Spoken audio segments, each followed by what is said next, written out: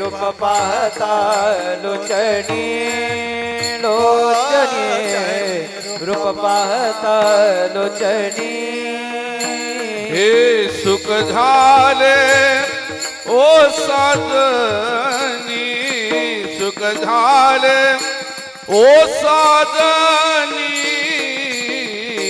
ओ विठ्ठल बजबा बजबा ओ विठ्ठल बजबा सुख झाले गो साजनी सुख झाले गो साजनी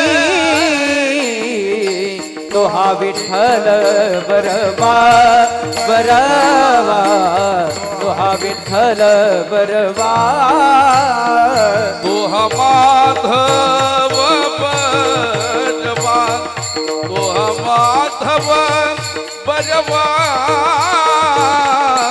तो हा विठ्ठल बजबा बजबा तो हा विठ्ठल बजबा तो हा माधव बरबा तो हा माधव बरबा बरबा तो हा विठ्ठल बरबा बरबा तो हा विठ्ठल बरबा बहुत सुकृताची जोडी बहुत सुकृताची जोडी बहुत सुकृताची जोडी बहुत सुकृताची जोडी बहुत सुकृताची जोडी बहुत सुकृताची जोडी म्हणून विठ्ठली आवडी म्हणून विठ्ठली आवडी तो हा विठ्ठल बरबा बरबा तो हा विठ्ठल बरबा म्हणून विठ्ठली आवडी म्हणून विठ्ठली आवडी तो हा विठ्ठल बरबा बरबा तो हा विठ्ठल बरबा तो हा माधव बरबा तो हा माधव बरबा तो हा विठ्ठल बरबा बरबा तो हा विठ्ठल बरबा तो हा माधव बरबा तो हा माधव बरबा तो हा विठ्ठल बरबा बरबा तो हा विठ्ठल बरबा सर्व सुखाचे आगर बाप रखमा देवी बर तो हा विठ्ठल बरबा तो हा माधव बरबा सर्व सुखाचे आगर बाप रखुमा देवीवर तो हा विठ्ठल बरबा बरबा तो हा माधव बरबा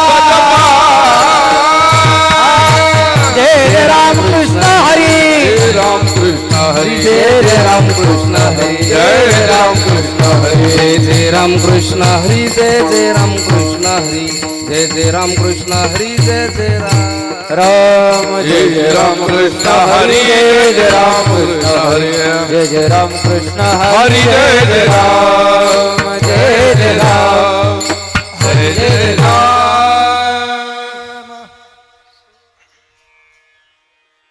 शेवट तो भला माझा बहु गोड झाला माझा बहु गोड झाला माझा बहु गोड झाला शेवट तो भला माझा बहु गोड झाला माझा गोड झाला माझा बहु गोड झाला आलो निजाच्या माहेरा भेटी रखुमाईच्या बरा भेटी रखुमाईच्या बरा भेटी रखुमाईच्या बरा आलो निजाच्या माहेरा भेटे रखुमाईच्या वरा रखुमाईच्या वरा भेटे रखुमाईच्या वरा हा परिहार झाला अवघ्या दुःखाचा मागिला अवघ्या दुःखाचा मागिला अवघ्या दुःखाचा मागिला हे परिहार झाला अवघ्या दुःखाचा मागिला अवघ्या दुखाचा मागिला अवघ्या दुखाचा मागिला आलो निजाच्या माहेरा भेटी रखुमाईच्या बरा भेटी रखुमाईच्या बरा भेटी रखुमाईच्या बरा आलो निजाच्या माहेरा भेटी रखुमाईच्या वरा बेटी रखुमाईच्या वरा बेटी रखुमाईच्या वरा आ तुका म्हणे वाणी गेली आता घेऊ धनी गेली आता घेऊ धनी गेली आता घेऊ धनी आ तुका म्हणे वाणी गेली आता घेऊ धनी गेली आता घेऊ धनी गेली आता घेऊ धनी आलो निजाच्या माहेरा आलो निजाच्या माहेरा आलो निजाच्या माहेरा आलो निजाच्या माहेरा भेटे रखुमाईच्या वरा रखुमाईच्या वरा भेटे रखुमाईच्या वरा आलो निजाच्या माहेरा बेटी रखुमाईच्या वरा बेटी रखुमाईच्या वरा बेटी रखुमाईच्या वरा गोपार खुमा हरी हरी गोपाल कुमारी गोपार खुमाई गोपाल कुमारी गोपाल कुमारी गोपार खुमाई गोपाल कुमारी गोपार खुमाई गोपाल कुमारी गोपार खुमाई गोपाल कुमारी गोपार खुमाई गोपाल कुमारी गोपार खुमाई गोपाल कुमारी गोपार खुमाई गोपाल कुमारी कीर्तनाची आरंभीची चाल महाराष्ट्रातील प्रसिद्ध भजन सम्राट आपल्या भागाचं भूषण हरिभक्त परायण राजू काका डोमे आणि त्यांच्या समवेत हरिभक्त परायण अत्यंत सुंदर ज्यांचा गोड आवाज आहे असे आमचे मित्र संदीपजी महाराज जगताप यांना विनंती करतो आपण पहिली चाल म्हणावी आणि त्यांना साथ करतील हरिभक्त परायण संदीपजी महाराज वैद्य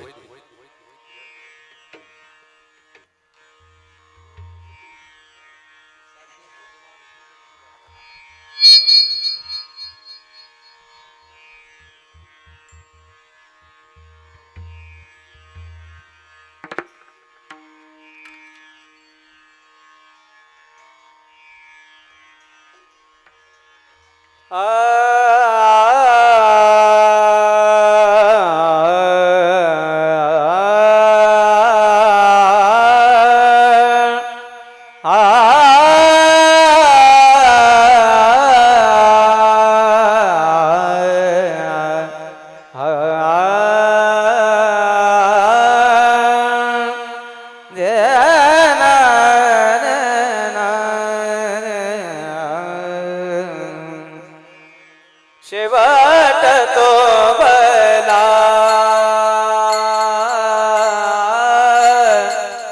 शेवट तो भला शेवट तो भला शेवट तो भला शेवट तो भला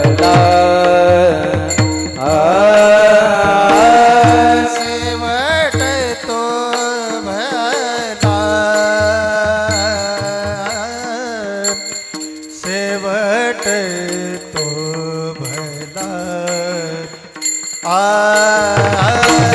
शेवट तो भला शेवट तो भला शेवट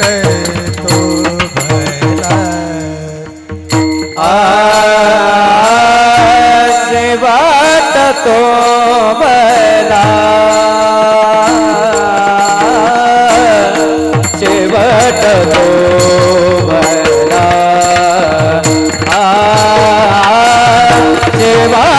तो भला शेवट तो भला शेवट तो भला शेवट तो भला शेवट तो भला शेवट तो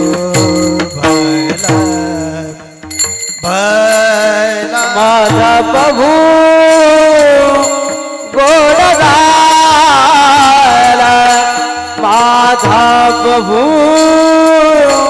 गोड झाला आलो निदात मायरा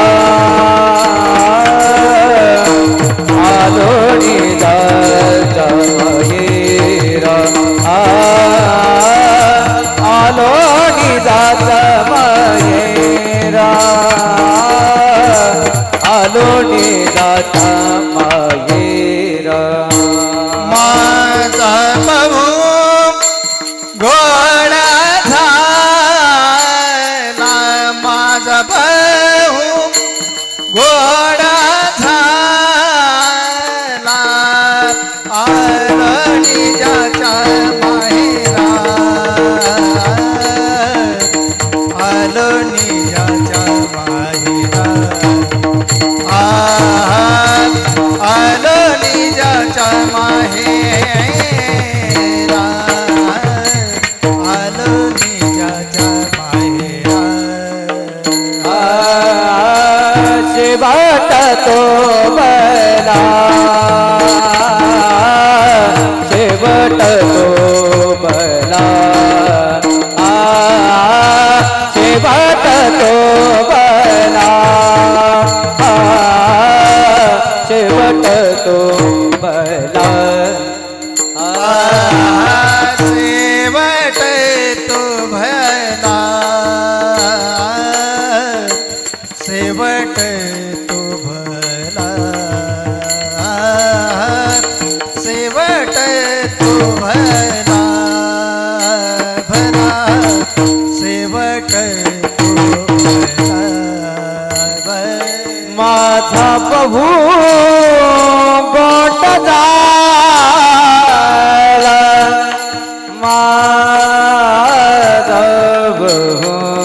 माझा प्रभू गोड झाला आलो निदात मायरा आलो निदात मायरा आलो निदात मायरा आलो निदात मायरा माझा प्रभू गोड झाला माझा प्रभू गोड झाला आलो निजाच्या माहेरा आलो निजाच्या माहेरा आलो निजाच्या माहेरा आलो निजाच्या माहेरा भेटी रखुमाईच्या वरा